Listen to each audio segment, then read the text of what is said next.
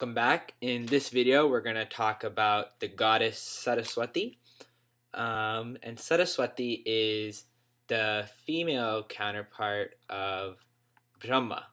So she is the goddess of creation. And so let's write this down actually. So she is the goddess or the female version of Brahma. You could think of it that way. And she's also often known not just as the goddess of creation, but also as the goddess of knowledge.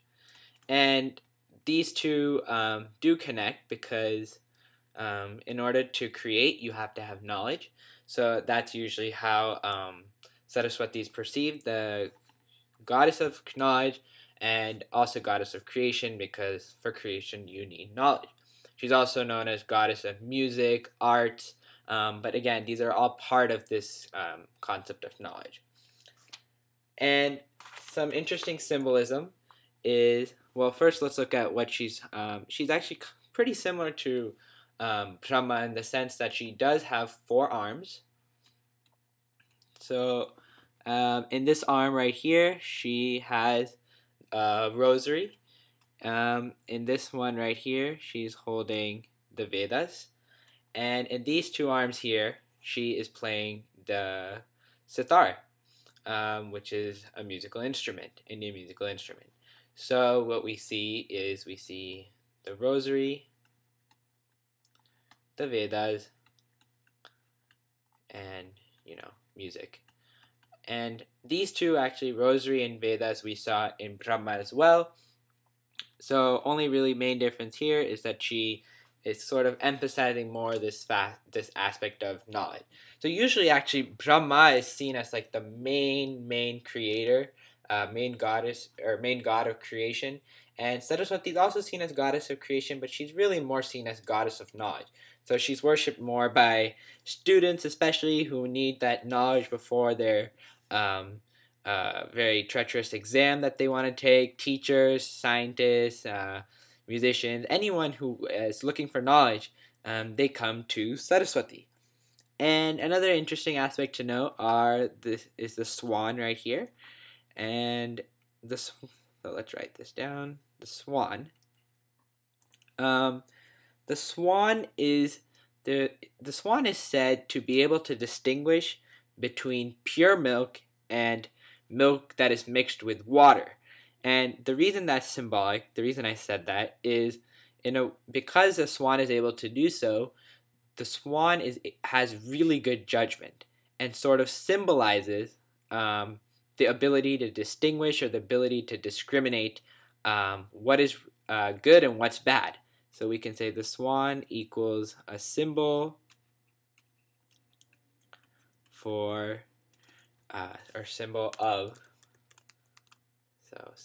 of discrimination, but discrimination in a more positive way, not just the negative aspect that usually comes with it, or a symbol of being able to distinguish right from wrong.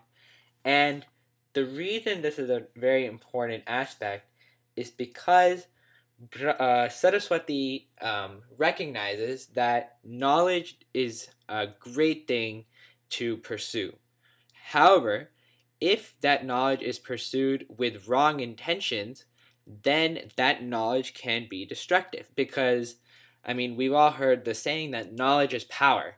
And as long as that power is used for good, then knowledge is a great thing to possess. However, if knowledge is used in a bad way, it can indeed be a very powerful way to sort of destroy the world in that sense.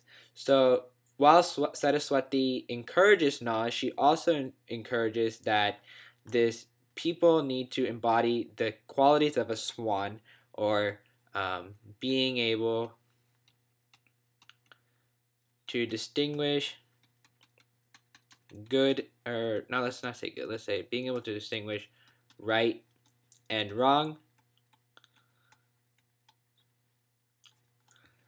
so that the knowledge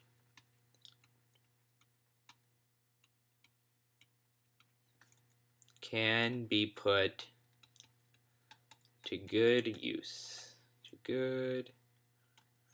Squeeze that in there so that the knowledge can be put to good use. And a couple other symbolic things that she's usually on a white lotus. Not always sitting on a lotus, but usually on a white lotus. So the lotus, let's just put this in here.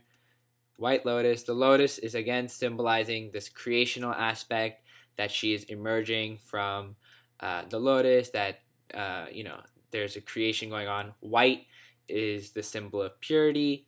Again, we also see a white swan usually. It's not always this way, but generally, I mean, you'd say 90% of the time you would see that there's a swan and there's this lotus that are white, again symbolizing that if you are able to achieve knowledge and you are able to do it by having a good ability to discriminate what is right and what is wrong, then really you have achieved this sort of pure, this purity, this sort of enlightened purity that is required to be able to connect with Brahman.